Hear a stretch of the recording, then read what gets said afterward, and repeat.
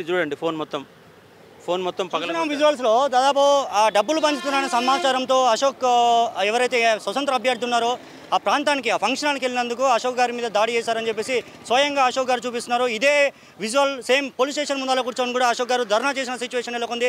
Police స్టేషన్లో ఫిర్యాదు చేయడానికి కూడా వెళ్తే ఆఫీసర్స్ అక్కడ పట్టించుకోలేదని అశోక్ గారు స్వయంగా చెప్తున్నారు. తను ఏదైతే డ్యామేజ్ చేశారన్న మొబైల్ కూడా వాళ్ళు ప్రత్యేకంగా చూపిస్తున్నాం, మనం తొలి వెలుగు చూపించే ప్రయత్నం చేస్తున్నారు. అదేవిధంగా మీకు గాయాలైన అంటున్నారు. ఎందుకు మరి అక్కడే మీరు హాస్పిటల్కి వెళ్ళి చెకప్? టైం లేదు నాకు, ఇప్పుడు చూసుకోవాల్సిన టైం లేదు. బాగా విపరీతంగా లోపటి దెబ్బలు బాగా తాకినాయి, కానీ ఓపిక చేసుకొని వచ్చే ఒక ప్రయత్నం చేశాను. ఇప్పుడు కనుక దీనిపైన చర్యలు తీసుకోకపోతే, ఎవరైతే దాడి చేసే వాళ్ళందరిని అరెస్ట్ చేయకపోతే, 100 మంది కార్యకర్తలు నా పైన దాడి జరిగింది, ఆ 100 మంది కార్యకర్తలను కనుక వాళ్ళందరూ అరెస్ట్ చేయకపోతే ఆమరణ నిరాహార దీక్ష కూర్చుంటా. రాష్ట్రంలో ఓట్లను కొనుగోలు జరుగుతుందని దేశవ్యాప్తం చేసే ప్రయత్నం చేస్తాం. ఇలాంటి సిచ్యువేషన్ రాష్ట్రం పోయి ఎన్నికల కమిషన్ కూడా కలుస్తా, అవసరమైతే సెంట్రల్ కమిషన్ కలుస్తా, హైకోర్టులో కూడా కేసు వేస్తాను. దీనిపైన పోలీసుల పైన చర్య తీసుకోవాలని, ఫస్ట్ పోలీసుల పైన చర్య తీసుకోవాలని కేసు వేసే ప్రయత్నం చేస్తా. ఎన్నికల కమిషన్ పూర్తిగా విఫలమైంది. 100 మీటర్ల దూరం డబ్బులు పంపిణీ చేస్తుంటే అధికారులు ఏం చేస్తున్నారు, పోలీసులు ఏం చేస్తారు? ఆ మాత్రానికి ఎన్నికలు పెట్టడం ఎందుకు? మీకు థ్రెట్ ఉందని తెలిసినప్పుడు ఎందుకు మరి ముందుగానే పోలీసులు మనకి సెక్యూరిటీ ఎందుకు ఇవ్వలేదు? నేను ఇలా తిట్టుందని ఊహించలేకపోయాను. ఇలా డబ్బులు పంచి ఈ విధంగా దాడి చేస్తే ముందే ఊహించి ఉంటే ముందుగానే కంప్లైంట్ చేసుకొని పోలీస్ సెక్యూరిటీ తీసుకునేవాడిని. కానీ ఇలాంటి ఇంత ప్రమాదకరంగా నడుస్తుంది. ఎమ్మెల్సీ ఎన్నికలు కదా, సాధారణ ఎన్నికల కంటే ఎమ్మెల్సీ ఎన్నికలు కదా అని చెప్పేసి ఒక నమ్మకంతో ఉన్నాను. అలాంటి నమ్మకాన్ని వాళ్ళు ఒమ్ము చేసే పరిస్థితి కొనసాగింది. దీనిపైన నేను ఎక్కడి వరకైనా వెళ్తాను, వదిలిపెట్టే ప్రసక్తే లేదు. అంటే ఇప్పుడు ఎలక్షన్ మీపై దాడి జరిగినాక మీకు సెక్యూరిటీ ప్రొవైడ్ చేశారు పోలీసులు, అంతే. నేను అది కూడా రిక్వెస్ట్ చేసిన కంపల్సరీగా కావాలి, మరోసారి దాడి జరిగే అవకాశం ఉంటుంది, ప్రమాదకరంగా మారుతున్న కాంగ్రెస్ కార్యకర్తలు అని చెప్పేసి రిక్వెస్ట్ చేస్తే అక్కడ ఏఎస్పీ గారి యొక్క సెక్యూరిటీ గార్డ్నే నాకు రక్షణగా పంపడం జరిగింది. ఇక్కడ దీనిపైన ఆ 100 మంది కార్యకర్తల పైన కేసులు పెట్టి అరెస్టు చేయకపోతే ఎట్టి పరిస్థితులు అశోక్ సార్ ఉండడు.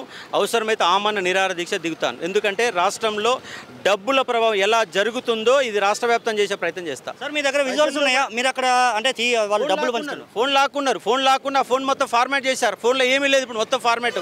నా వీడియోలు ఉంటాయి కదా, నా డాటా ఉంటుంది కదా, నా డాటా ఏది లేకుండా ఫార్మాట్ చేశారు. చివరికి ఇప్పుడు మీ ఫోన్ వచ్చింది ఇచ్చేస్తాం. ఎవరు ఇచ్చారంటే ఎవరో ఇచ్చారు, అన్నమ్మక ఇచ్చారు. మరి ఇచ్చిన వ్యక్తి మీద పోలీస్ కేసులు పెట్టాలి కదా. అందుకే కేసులు నమోదు చేసే వరకు వదిలిపెట్టాను.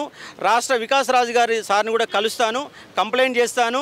అవసరమైతే నిరాహార దీక్ష మొదలుపెట్టాను. ఈ రాష్ట్ర వ్యాప్తంగా ఏం జరుగుతుంది, రాష్ట్రంలో ఎన్నికల రణరంగంలో ఏం జరుగుతుంది అనేది రాష్ట్ర వ్యాప్తంగా ప్రజలకు వివరించే ఒక ప్రయత్నం చేస్తాను. ప్రజాస్వామ్యంలో ప్రమాదంలో పడుతుంది, భవిష్యత్ తరాలు నాశనం అవుతున్నాయి చెప్పే ప్రయత్నం చేస్తాను. కంపల్సరీ వదిలిపెట్టే ప్రసక్తి మాత్రం లేదు.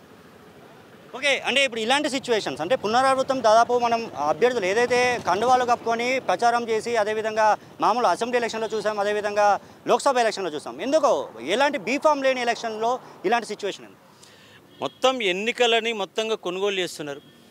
పేరుకే ప్రజాస్వామ్యం, అధికార నిర్బంధాలు కొనసాగుతున్నాయి. గత ప్రభుత్వం ఏం చేసింది, ఇలా ఈ ప్రభుత్వం అదే చేస్తున్నది. కాబట్టి ప్రజాస్వామ్యవాదులారా ఒకసారి ఆలోచన చేయండి, ప్రజలు చైతన్యవంతం చేయండి. వాళ్ళు ఇచ్చే 500,000 రూపాయలు మీకు ఏమి మొదలు కూడా కావు. ఆ 500,000 రూపాయలతో మీ జీవితాలు నాశనం అవుతున్నాయి, మీ పిల్లల జీవితాలు నాశనం అవుతుంది, భవిష్యత్ తరాలు నాశనం అవుతున్నాయి. ఇవాళ 50 కోట్లు 100 కోట్లు ఖర్చు పెట్టిన ఒక ఎమ్మెల్యే రేపు 1000 కోట్ల రూపాయలు సంపాదిస్తున్నాడు. ఆ 1000 కోట్ల రూపాయలు ఎక్కడికి వెళ్ళి సంపాదిస్తున్నాడు, ప్రజల సొమ్ము ఏ విధంగా దోపిడీ చేస్తున్నాడు అంశాన్ని అర్థం చేసుకోవాలా, ప్రజలు అర్థం చేసుకోవాలా. రాజకీయ పార్టీలలో కూడా మార్పులు రావాలి. ఆ మార్పుల కోసం అశోక్ సార్ ఉద్యమం కంపల్సరీగా చేస్తారని చెప్తాను. ఓకే, ఇప్పుడు మీరు తిరిగారు అంటే నల్లగొండ, వరంగల్, ఖమ్మం ఎలా ఉంది? అంటే మీరు తిరిగిన ప్లేస్లలో ఎలాంటి పరిణామాలు మీకు ఎదురైంది? అంటే ఇక్కడ ఎలాంటి అవాంఛనీయ సంఘటనలు నా మీద దాడి తప్ప పెద్ద ఇక్కడ జరిగినట్టయితే ఏమీ కనబడలేదు. డబ్బుల పంపిణీ మాత్రం ఇష్టారాజ్యంగా జరిగింది. 70% పైగా పోలింగ్ నమోదైంది. అయినప్పటికీ విద్యార్థులంతా, నా పాట ఉన్నటువంటి విద్యార్థులంతా నాకు ఓటేసే ప్రయత్నం చేశారు.